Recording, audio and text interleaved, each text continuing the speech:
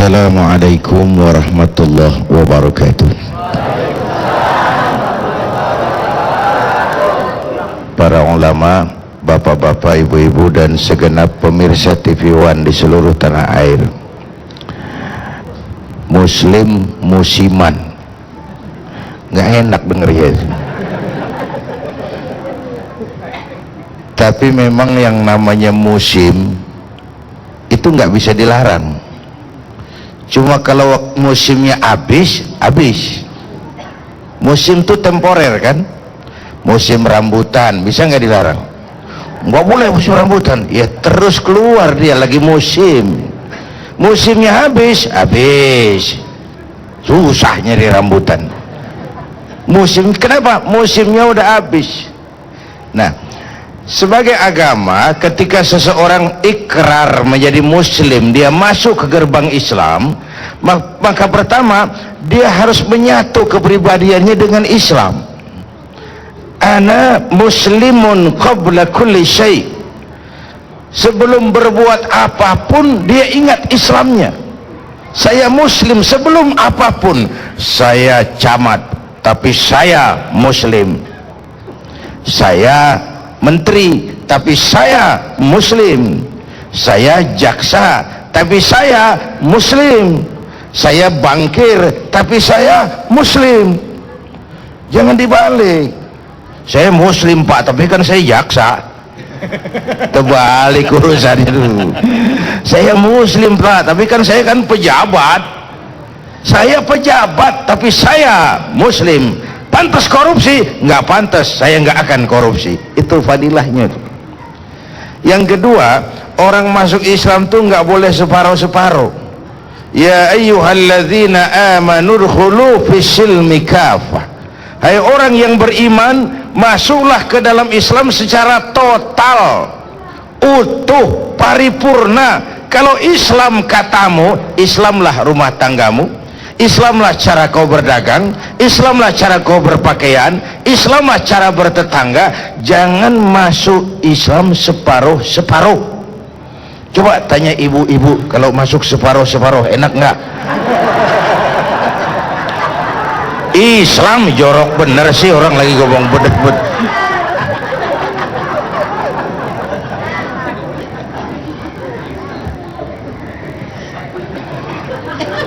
Jangan dipikirin gitu. Bapak Ibu hadirin yang saya hormati, total Islam itu menjadi rule of mind, menjadi state of thinking, menjadi kepribadian, menjadi warna dari kehidupannya, bukan sekadar sebuah status.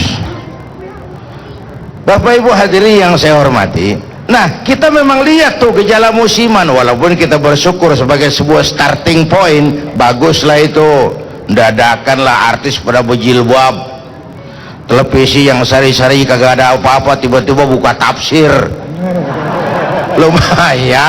Lumayan lah, itu bagus sebagai starting point. Nah kalau puasa berhasil, kita berharap habis lebaran tuh makin meningkat. Habis puasa semakin meningkat. Jangan habis selesai puasa selesai segala-galanya. Itu namanya puasa tidak punya dampak dalam membentuk kepribadian. Kan banyak kita ini terjebak pada rutinitas ritual. Ibadah kita kerjakan hanya untuk melaksanakan sebuah kewajiban. Sampai sejauh mana dia punya dampak dalam membentuk pribadi, kita jarang melakukan evaluasi. Itulah yang sering saya bilang, jangan heran kalau ada orang sholat rajin, maksiat tekun. Sedekah mau, nyolongnya lebih gede. Udah malaikat dah godek dah, bagaimana nyatetnya nih bocah nih, kotor banget rapotnya, susah nulisnya. Ibadah tidak punya dampak dalam membentuk kepribadian. Oleh karena itu dituntut konsistensi, dituntut istiqamah di dalam kita berislam ini.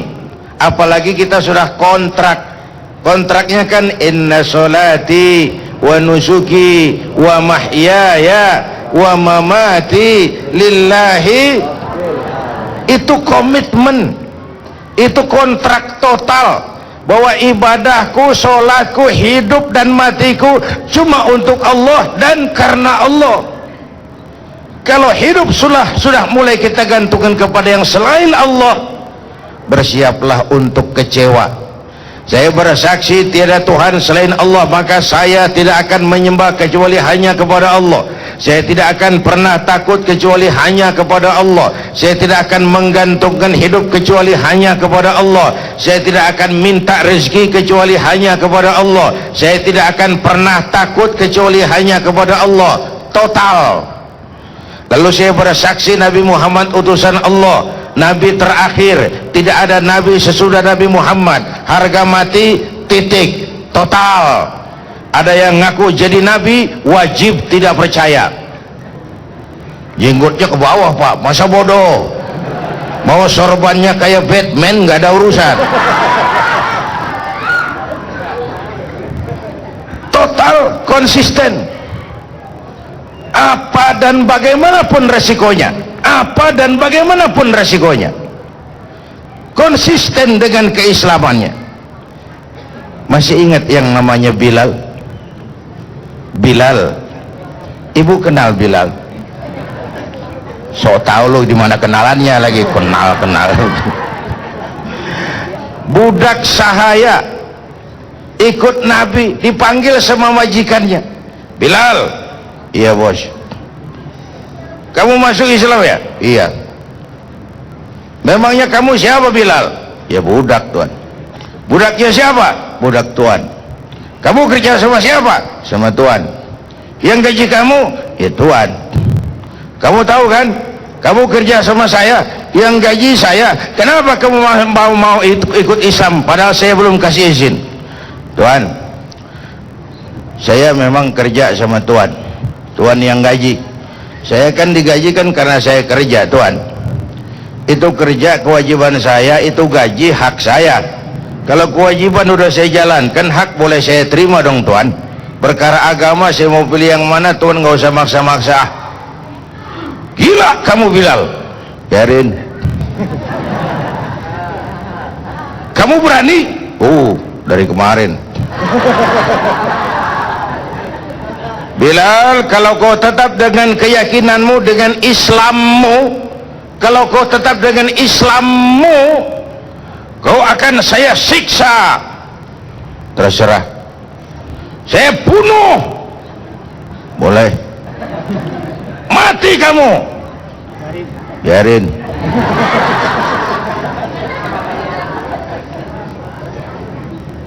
Disiksa Bilal. Coba lihat orang mau berislam yang utuh ini,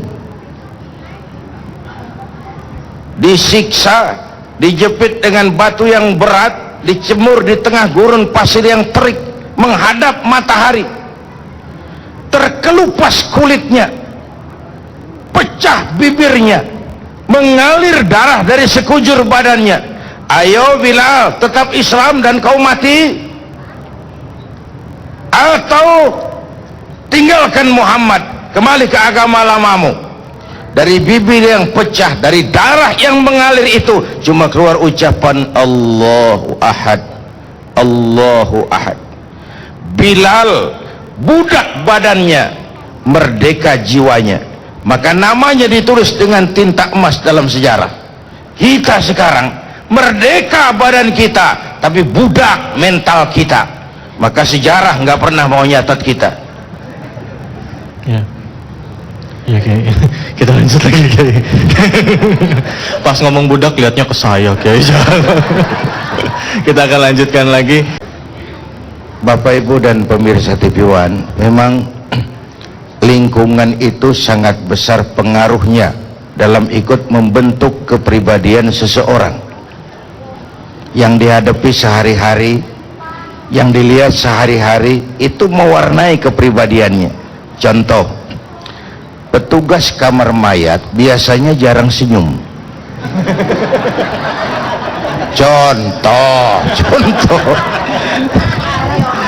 Ini kan pengaruh lingkungan yang dihadapin tiap hari, orang merengut saja, dia nggak bisa senyum.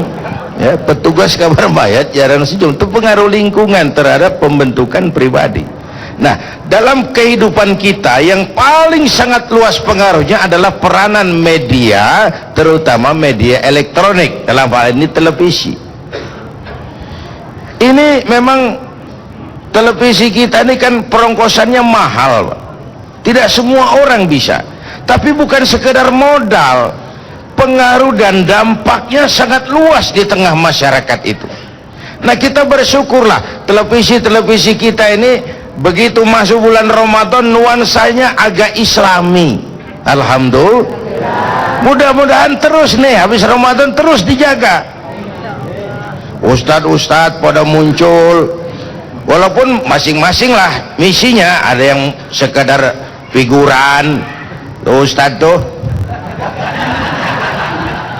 kerjaannya nemenin orang dagang SMS. Ada, ya alhamdulillah masih bisa muncul. Bapak Ibu hadirin, tapi memang secara umum di luar Ramadan televisi kita tuh nyaris kapitalis. Urusannya cuman orang punya modal beli televisi, misinya nyari untung pulang modal, nyari untung pulang modal. Jangankan syiar Islam, menjaga kepribadian bangsa saja jarang yang mikir. Saya ada yang nawarin kemarin satu stasiun, Kiai masih berkenan nggak di televisi? Apa tuh? Pengantar buka Kiai, durasinya 7 menit, terus potong iklan 4 menit, jadi saya ngomong 3 menit. Iya Kiai, yang lain aja dah. Loh kenapa Kiai? Bukan kenapa, 3 menit apa? Assalamualaikum habis sudah. Kalau sekarang nongol jual tampang udah lewat yang begitu. Atau kadang-kadang dikasih jam tayang setengah jam 30 menit, formatnya dibikin murni entertain. Satu kiai kumpul sama 4 pelawak, tenggelam kiainya. Kiainya 1, pelawaknya 4. Ini di luar Ramadan sih lihat gitu tuh. Sebutan ini dikasih jam tayang bagus, sentuhan rohani Islam, 1 jam penuh. Di luar Ramadan 1 jam penuh, jam 3 subuh. Itu yang nonton kampret. Dicari yang ratingnya jeblok itu loh, dicari yang ratingnya jeblok. Tapi sebagai umat Islam saya iri tuh. Natal siaran langsung dari Vatikan, Nyepi disiarkan secara nasional, Waisak disiarkan secara nasional, Tahun Baru Hijriah nggak ada televisi yang genit. Ya, iya betul. Bapak Ibu hadirin yang saya hormati, konon lagi Isra Mi'raj, Maulid dan lain sebagainya. Ya kita doakan mudah-mudahan televisi kita selesai Ramadan, kepribadian Ramadannya jalan terus. Amin. Amin. Artis-artis kita nih yang Ramadan giro pakai jilbab, habis Ramadan jilbabnya jangan terbuka, udah terusin. Amin. Bapak Ibu hadirin yang saya hormati, membentuk kepribadian karena pengaruh lingkungan sangat besar. Tapi orang yang saya ceritain tadi, Bilal, lingkungannya dia nggak terpengaruh. Habab ibn al-Arad, Amr bin Yasir nggak terpengaruh. Kenapa? Ada iman di hatinya. Kalau ada iman, jiwanya hidup. Kalau jiwanya hidup kayak ikan tuh kalau hidup, bu apa? Ikan kalau hidup lihat di laut tuh. Ikan kalau hidup biar 3 tahun berendam di air asin nggak ikut jadi asin. Ikan tuh, ikan di laut 3 tahun berendam di air asin nggak ikut jadi asin. Kenapa? Dia hidup. Tapi begitu dia mati, ikan mati kan bagaimana keadaan? Digaremin asin, diasemin, namanya ikan mati. Orang kalau jauh dari iman jiwanya mati. Kalau jiwanya mati gampang diasem garemin lingkungan. Asal dekat sama ustadz mah kalem. Dekat sama tukang mabok tenggeng aja lagi. Gua mah bagaimana yang nyamper aja gua mah. Gampang diasem garemin oleh lingkungan, nggak punya kepribadian, nggak punya karakter. Islam membangun karakter. Ana muslim qabla kulli syai'. Bapak Ibu hadirin yang saya hormati, memang sulit mengatasi pengaruh lingkungan, maka kita jangan ikut musim, tapi harus bisa menciptakan musim. Jangan ikut pasar, kalau bisa mampu menciptakan pasar. Jangan ikutin musim, tapi menciptakan musim.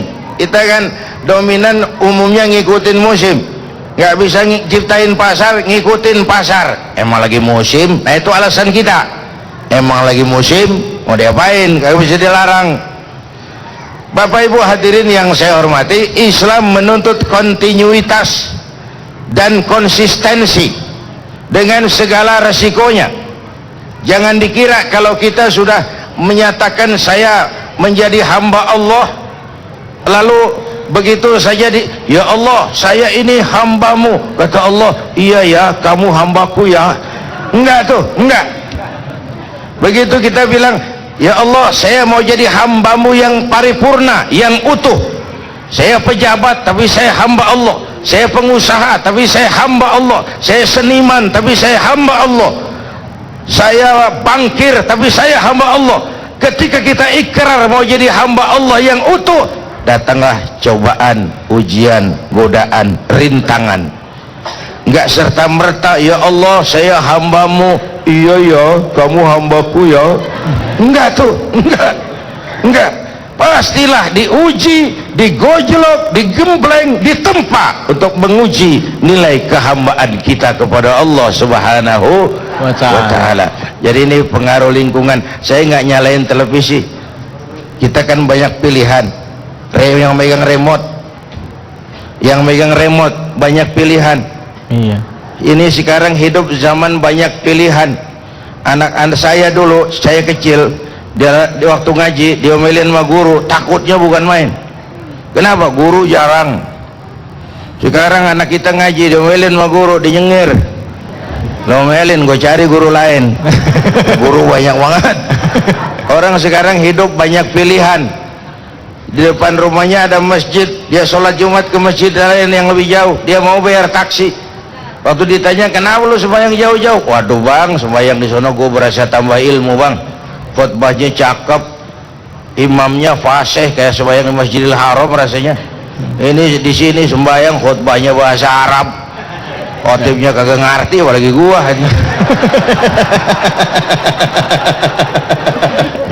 Sholat Jumat saja orang sudah pada milih sekarang itu. Baru sholat Jumat doang ya kayak. Kita akan lanjutkan lagi. Di segmen sebelumnya ada pertanyaan nih dari Mas Heru tadi kalau saya nggak salah. Ya gimana kalau kita ibadah itu karena ingin dilihat orang, misalnya, atau ada perasaan lain, misalnya kita sholat tarawih, cari kecengan perempuan, cari cewek, cari pasangan, cari cowok gitu misalnya. Ada kayak gitu. Saya ingat waktu kecil sholat tarawih itu karena pengen main sarung sama teman-teman sama makan somai waktu kecil. Tapi kalau gitu terus gimana? Silakan Kiai. Mungkin ini cukup banyak juga kejadian seperti ini ya Kiai. Silakan Kiai. Iya. Hadirin dan pemirsa TV One, sholat tapi sambil nyari cewek katanya tadi ya. Wah tuh, dari sisi ekonomi itu namanya kreatif. Sambil nyilem nyari ikan, nyilem minum air mau kembung. Saudara-saudara, begini, idealnya semua ibadah dasarnya itu dua. Pertama, ibadah tidak boleh dikerjakan setengah hati, main-main atau coba-coba. Yang kedua, semua ibadah dasarnya harus lillahi ta'ala. Tapi itu kan ideal. Untuk sampai ke sana orang perlu proses. Anak kita, Bu, ada yang udah sadar memang kalau diperintah orang tua wajib dikerjain. Ada anak kita yang begitu. Ada yang mikir juga, baru mau lancar kalau disuruh beli rokok asal ada kembaliannya. Ada kan anak kita yang begitu, ada kembaliannya nggak, Pak? Kita di hadapan Allah juga begitu. Ada yang memang sudah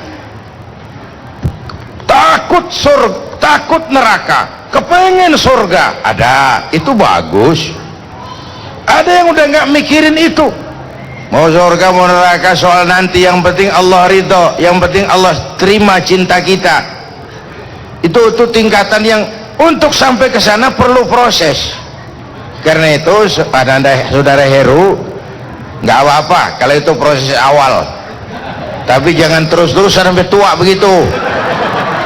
Udah aki-aki terawih ke masjid masih nyari cewek. Sebagai proses awal bagus lah itu, ada sugesti kan, ada sugesti. Sama juga dengan kita umumnya, kita ini beribadah karena mengharap surga, takut neraka, itu bagus. Tapi kan kalau pertanyaannya lebih jauh, kalau nggak ada surga berhenti dong sembahyang. Nah, ada tahapannya. Orang beribadah bukan lagi urusan surga dan neraka, tapi urusan cinta. Itu yang dimotori oleh Sayyidah Rabi'ah Adawiyah, Rabi'atul Adawiyah. Alirannya aliran cinta. Sampai dia bilang gini, Bu.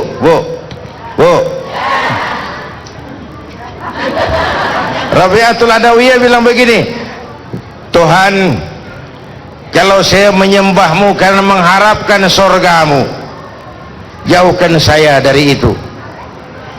Kalau saya meninggalkan maksiat karena takut nerakamu, campakkan saya ke neraka itu. Tapi kalau saya ibadah kepadamu karena saya cinta kepadamu, maka terimalah cinta saya. Itu namanya orang beribadah karena cinta. Cinta Allah, mau surga mau neraka itu belakangan. Cinta dulu diterima enggak sama Allah. Sehingga Rabi'ah dalam sebaik syairnya bersenandung begini. Rabi'atul Adawiyah ini perempuan, menjanda sampai meninggal karena mempertahankan ibadahnya kepada Allah. Katanya Rabi'ah ini dalam sebaik syairnya bilang begini, walaitaka tahlu wal hayatu mariratun, biarlah hidup ini pahit asal engkau tetap bersikap manis ya Allah. Walaitaka tardha wal anamu ghadibu, biar orang semua enggak demen asal engkau senang ya Allah. Idza kana minkal waddu fal kullu hayyin, kalau ada jalinan cinta kepadamu semua urusan gampang ya Allah. Wa kullu ma fawqa turabi turab, yang ada di atas tanah tanah semua. Oh, kalau udah sampai ke ini, yang ada di atas tanah tanah semua. Nih tanah nih, tanah lempung. Yang ada di atas tanah tanah semua. Kekagumannya sudah pulang hanya kepada Allah Subhanahu wa ta'ala. Jadi itu jawaban atas pertanyaan saudara Heru tadi. Baik. Nggak apa-apa kalau itu sebuah proses awal, cuma atasi terus sampai muncul sikap lillahi ta'ala. Iya, oke. Kalau orang yang misalnya dia ibadah karena ada atasannya, misalnya dia di satu instansi kepala dinasnya ikut sholat, dia jadi aduh nggak enak nih sama atasan saya, dia ikutan sholat juga. Itu kan cukup banyak kayak gitu, Kiai. Itu gimana? Udah umur, sudah sepuh ya. Silahkan, Kiai. Iya, saya bilang tadi secara ideal memang nggak pantas beribadah karena ada atasan. Idealnya nggak boleh. Tapi kan tiap orang tahapannya nggak sama tuh. Terimalah itu sebagai sebuah proses awal. Ya. Begini, yang gampang dah, Bu. Anak kita begitu lahir, apa makanannya? Air susu ibu. Susu ibu. ASI, ya. Gedean dikit, pisang. Gedean lagi, bubur. Ada proses tuh. Ya. Udah gede bener, nasi. Udah gede banget, nasi padang, jengkol. Jengkol. Tapi kalau begitu lahir dikasih jengkol, teler tuh. Ada proses. Iya. Baik ya, jadi ini proses buat semuanya. Silakan nih, siapa yang mau bertanya nih? Ya, silakan Mas. Nama dan langsung pertanyaannya apa? Assalamualaikum warahmatullahi wabarakatuh. Waalaikumsalam warahmatullahi wabarakatuh. Kenalkan, nama saya Muhsan Huda. Saya dari Kedoya.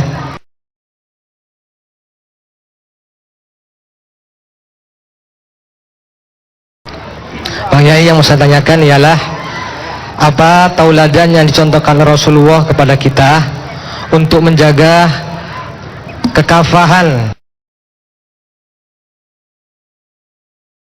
keislaman kita agar terhindar dari pengaruh-pengaruh yang destruktif yang akhir-akhir ini melanda umat Islam.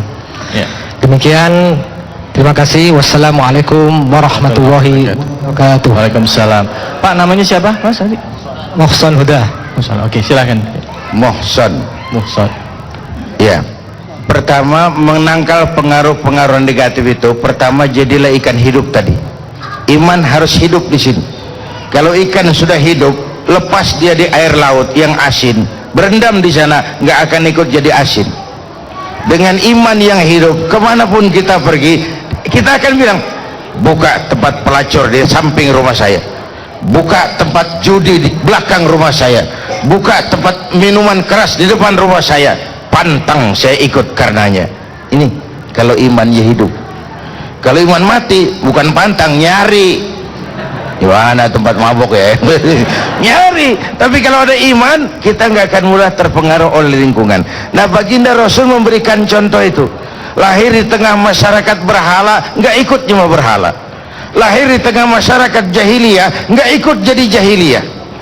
Berbisnis, nggak larut jiwanya mencari keuntungan dengan menghalalkan segala cara. Ini sebuah potret bagaimana kita membangun kepribadian, tidak larut oleh situasi dan kondisi. Tapi memang sekali lagi, makin hebat lingkungannya menguji keimanan kita, makin mantap iman kita. Contoh, puasa di Jakarta sama puasa di pesantren di kaki gunung, insya Allah pahalanya lebih besar di Jakarta kalau sama ikhlas ya. Kenapa? Pesantren di kaki gunung kita puasa, siapa yang mau godain? Nggak ada, semua pada puasa juga. Di Jakarta kita puasa, warung saban pojokan buka, tulisan gede, hormati orang puasa, di bawah yang makan biasa. Ini lingkungan sangat besar pengaruhnya. Jadi oleh karena itu, ya pejuang itu kan kelihatan kalau ketemu musuh. Kalau nggak ketemu musuh, semua orang bisa ngaku jadi pahlawan, bisa ngaku jadi pejuang. Tapi saat ketemu musuh, disitulah kelihatan nilai kejuangan kita, nilai kepahlawanan kita.